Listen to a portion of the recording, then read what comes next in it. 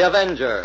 The road to crime ends in a trap that justice sets. Crime does not pay.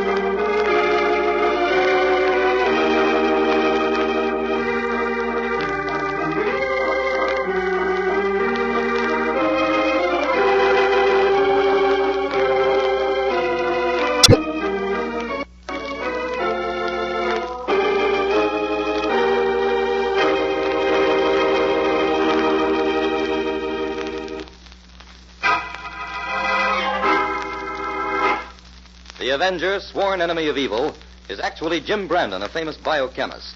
Through his numerous scientific experiments, Brandon has perfected two inventions to aid him in his crusade against crime as the Avenger. The telepathic indicator by which he is able to pick up thought flashes, and the secret diffusion capsule, which cloaks him in the black light of invisibility. Brandon's assistant, the beautiful Fern Collier, is the only one who shares his secrets and knows that he is the man the underworld fears as the Avenger. And now,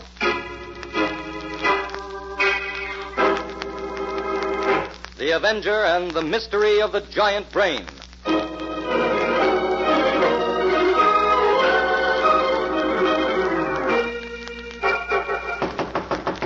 Who is it?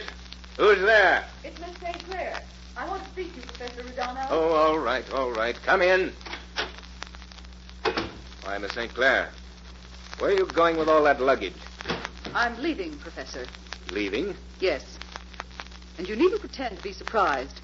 You know why I'm going. Oh, yes, you were upset about those animals from the zoo, I believe. Yes, that among other things. Miss St. Clair, it was absolutely necessary for me to have those animals.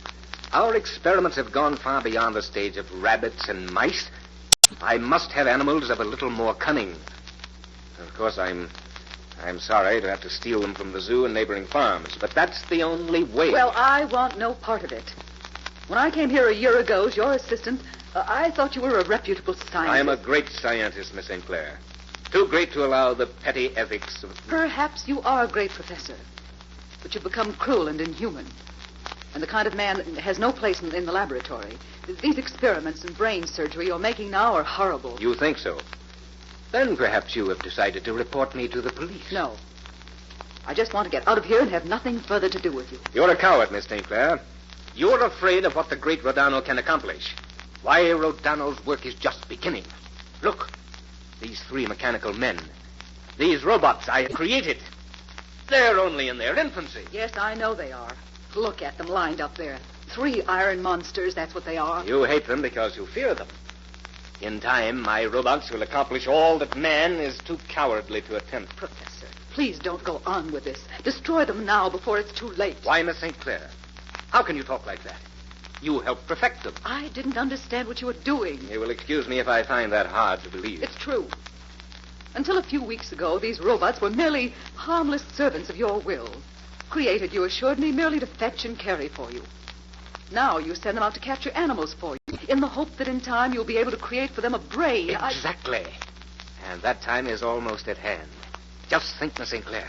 Very soon I will no longer have to control those robots as I do now by the magneto-electric batteries I have installed about the house. They will have a mind and intelligence all their own. You're playing with madness and death, Professor. 2 marvelous experiments. Madness and death.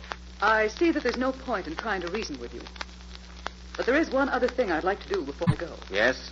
I'd like to know what has happened to Dr. Giles. I told you 2 weeks ago I sent him away on business. I don't believe you. I think he left you just as I'm doing because he wanted nothing further to do with you and your robots. Would you really like to know where Dr. Giles is now? Would you like to see him, Miss St. Clair? What do you mean? Dr. Giles is in my secret basement laboratory. I had to lock him up in a little iron cage down there. Come, I'll show you. No. No, you are mad. I'm going to the police. I'll have you locked up where you Robot 1! Robot 1, stop Miss St. Clair!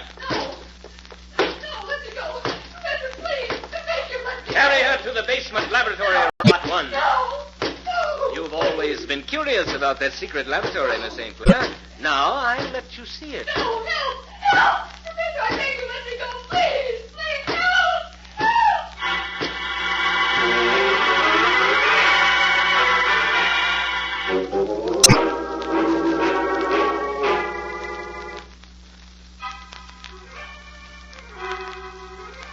All right, Fern.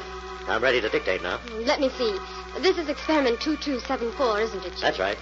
Go ahead, Jim. Subject. A power increase on the telepathic indicator. Data.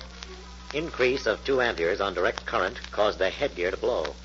However, when current was changed to alternating, reception was not only maintained, but increased. Oh, Jim, you increased it. How wonderful. I don't know exactly how much yet, but I think it's a matter of a few miles, Fern. We'll send out a crew tomorrow, station them a quarter of a mile apart, and experiment with their thought transmissions. Good. I'll make all the arrangements. Now for the data on the strongest thought impressions I picked up on the indicator today. Take this down, Fern. Thought waves received from a greater distance than before seem to have their origin in violence, but not death. Constant static interference might indicate that the thoughts were surrounded by electricity at their origin. That's something new, isn't it, Jim? Completely new, Fern. Add these facts, will you? Mm-hmm. The color impression was gray. Gray with a background of blue. Perhaps something gray in color, high enough to be seen against the background of the sky. Either a tower or a plane. But since there was no indication of movement, I'm inclined to favor the tower. Sounds as though we've picked up the latent thought waves of a medieval maiden in distress. Oh, there you go, letting your romantic notions run away with you again. Well, nothing seems to be impossible with that indicator. But if you'll review the facts, young lady, you'll realize that your medieval maiden could scarcely have been surrounded by electrical instruments of extremely high voltage. No, I suppose